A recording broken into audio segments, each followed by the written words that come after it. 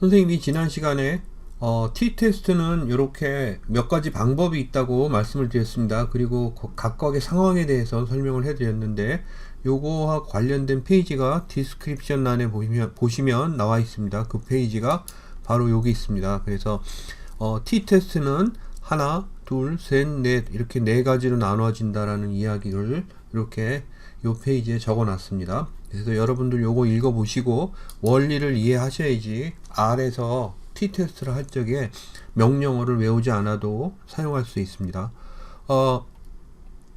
요걸 가지고 설명을 조금 더 이렇게 할게요.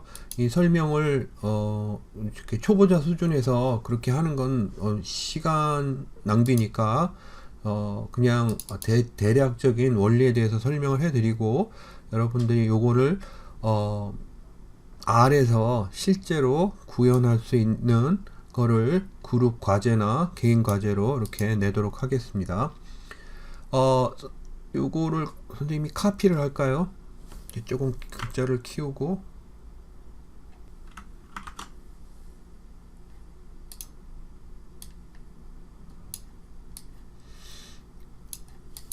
페이지에 있는 식의 네 가지입니다. 그죠? 선생님이 뚜렷하게 구분을 안 가는데, 요거죠. 그죠? 그래서 첫 번째, 두 번째, 세 번째, 네 번째, 그리고 모두가 다 t-테스트다 라고 이야기를 하고, 첫 번째만 g-테스트나 t-테스트로 불린다 이렇게 이야기를 했습니다.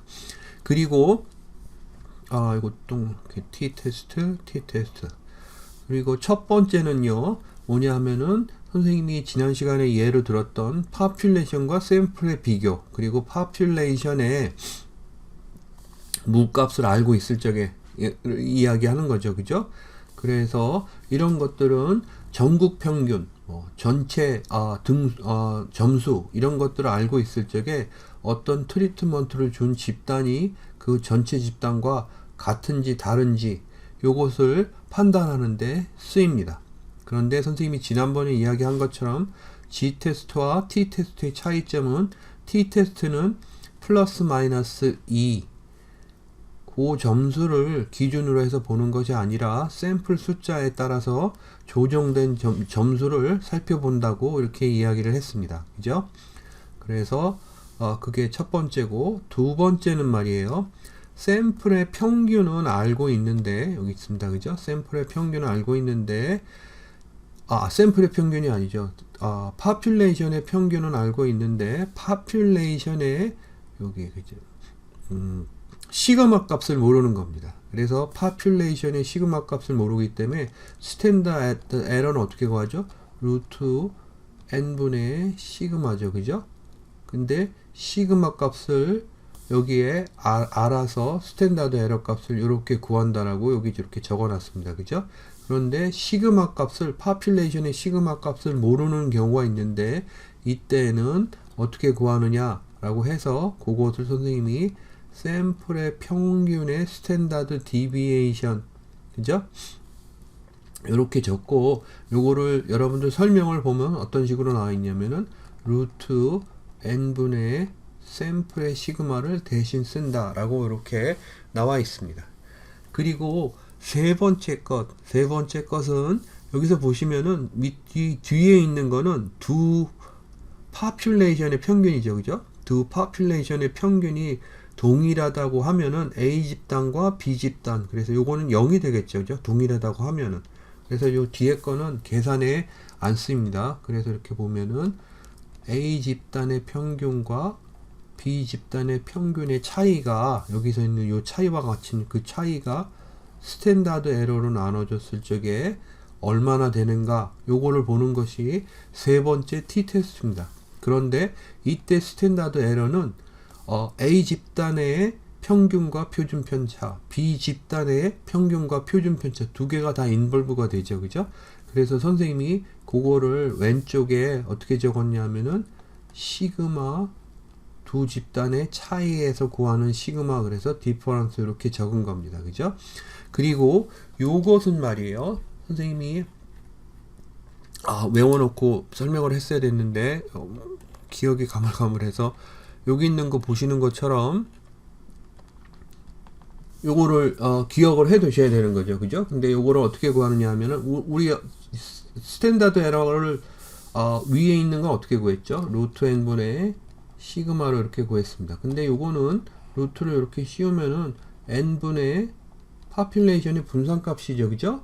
파퓰레이션의 분산값이니까 사실 이것도 그런 형태를 띱니다. 그래서 여기서 보시면은 뭐를 지워놓고서 이렇게 볼까요? 이렇게 해서 보시면은 분산값, 그죠? 그래서 여기 P라고 이렇게 줬는데 분산을 N으로 나눠, 그죠?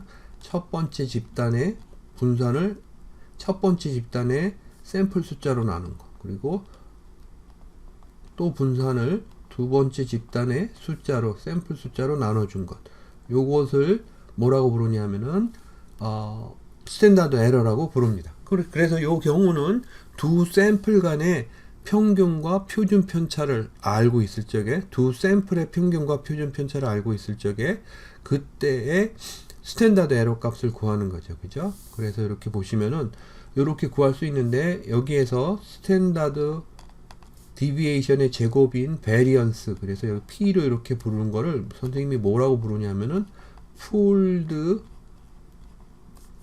S 제곱이죠. 그죠? 그래서 베리언스 이렇게 부릅니다. S 제곱이니까 샘플의 베리언스죠. 그죠?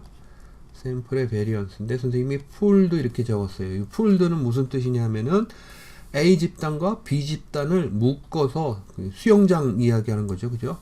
풀로 묶어서 구한 베리언스 값이다, 이런 뜻입니다. 그러면은 이 베리언스는 어떻게 구하느냐 라는 게 문제죠. 그죠?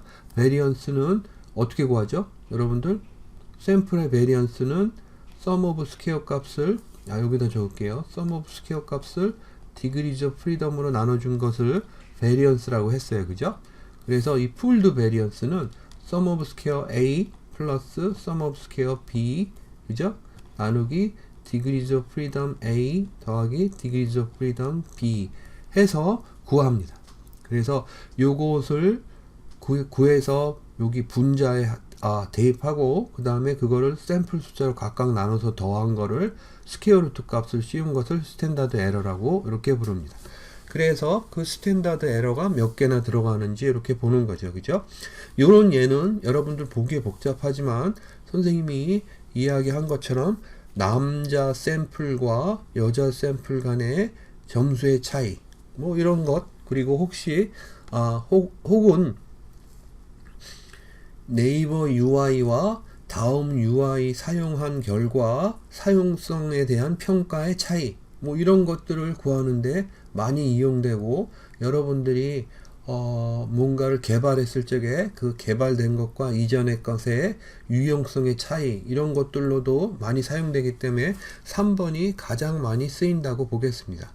그리고 4번째, 네 번째 t 값은요, 요거는 여기 이렇게 적은 게 뭐죠? 요거는 뭐냐 하면은 차이의 평균입니다. 요거는 여러분들 이렇게 판단하시면 됩니다. 이렇게 해서 차이 T1이 있고 T2가 있어요. 그죠? 그리고 여기 샘플이 있습니다. 4, 5, 6 해서 뭐 N명이 이렇게 있겠죠. 그죠? 그런데 이게 거식증 환자예요. 그죠? 밥을 잘 못 먹고 뱉어내는 그런 거식증이라고 볼 수 있죠. 그죠? 거식증 환자인데, 거식증 환자가 처음에 몸무게가 가령 38kg이었는데 거식증 환자 트리트먼트를 한 후에 이 사람이 45kg로 이렇게 변했고, 두 번째가 35였는데 42로 바뀌었고, 세 번째가 39였는데 38로 바뀌었고, 이런 식으로 이렇게 하면은 동일한 집단이요, 그죠? 동일한 사람이 시간 간격을 두고 두 번 측정한 겁니다. 그죠? 그래서 요거를 여러분들 뭐라고도 부르냐 하면 repeated measure, 반복 측정된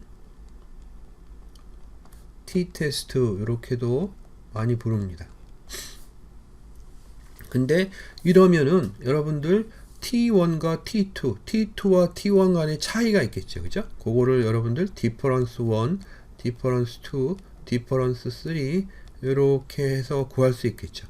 그리고 이 디퍼런스의 평균값을 구할 수 있을 거예요. 요 평균값을 이야기를 합니다.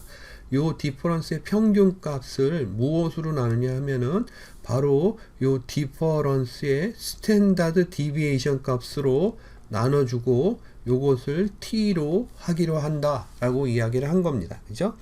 그래서 이렇게 구한 네 가지 방법에서 구한 t 테스트 t 값을 구하고 요 t 값이 플러스 마이너스 2 g 테스트, 그죠? g 테스트 했던 플러스 마이너스 2의 요 범위 사이에 있는지 혹은 밖에 있는지 그거를 살펴보려고 하는 거죠. 단 t 테스트의 경우에는 단순히 그냥 플러스 마이너스 2가 아니라 degrees of freedom에 따라서 이 플러스 마이너스 2가 보정이 되는 거죠. 그죠? 어떤 경우에 2.082 뭐 이런 식으로 바뀌겠죠. 요거는 degrees of freedom에 따라서 다르고, 지난 시간에 다른 시간에 선생님이 t distribution 테이블을 가지고서 판단한다고 이야기를 했습니다. 그리고 R에서는 qt라는 펑션을 가지고 판단한다라고 선생님이 설명을 나중에 R 이용해서 할 적에 한 번 더 하도록 하겠습니다. 아무튼 이렇게 해서 t 테스트를 하는 상황, 시츄에이션은 이렇게 네 가지로 나눠질 수 있고, 이 네 가지는 각각 이렇게 계산한다 라고 설명할 수 있습니다. 그런데 말이에요, 이 네 가지가 말이에요, 이렇게 네 가지를 보시면은 공통적인 게 뭐냐면은 차이를 구합니다. 그래서 population과 내 샘플의 차이, 그리고 샘플 간의 평균의 차이, 동일한 사람의 전과 후의 차이, 뭐 이런 거 차이를 구하죠. 그죠? 이 차이를 뭘로 나눠주냐면 스탠다드 에러라는 걸 나눠줍니다. 그런데 이 스탠다드 에러를 구하는 방법이 각각 조금씩 다른 거죠. 그죠? 그리고 이 스탠다드 에러는 어떤 의미를 갖냐면은 랜덤 에러라는 의미를 갖는다고 지난 시간에 설명했습니다. 이 랜덤 에러라는 뜻은 여기 있는 요걸 보면은, 요걸 가지고 설명하면은 확실히 기억할 수 있겠죠. 뭐냐 하면은 population의 평균이 있습니다. 그죠? 그랬을 적에 n은 몇이가, n은 100이면 100이고 n은 4면 4고 뭐 이런 식으로 n이 결정되면은 그 샘플의 평균이 population에서 얼마나 랜덤하게 떨어져 있는지를 나타내 줄 수 있는 지표로서 스탠다드 에러, 스탠다드 디비에이션 오브 샘플 민즈가 쓰인다라고 이렇게 이야기를 한 겁니다. 그래서 이 표준 오차는 말 그대로 다른 평범한 사람들에게 설명하기 좋습니다. 뭐냐면은 진짜 평균에서 내 어떤 한 샘플의 평균이 얼마나 오차가 날래는지 알려주는 지표로서 표준 오차를 쓴다 라고 이렇게 이야기를 하는 거죠. 그죠? 그래서 이렇게 표준 오차를 쓰는데, 이 표준 오차는 바로 이렇게 리서처가 어쩔 수 없이 맞닥뜨리는 랜덤 에러라고 볼 수 있죠. population에서 평균에서 랜덤하게 떨어져 나가는 에러라고 볼 수 있죠. 그죠? 그 랜덤 에러입니다. 그래서 차이를 랜덤 에러로 나눠준 거다라고 기억을 해 두시면 되고, 요 개념이 말이에요, 그대로 나중에 여러분들 보시면 아노바에서도 이렇게 쓰입니다. 그리고 교재에 읽어보시면 교재에 요 이야기가 한 챕터, 소 챕터로 묶여서 떨어져 나와서 설명되어 있습니다.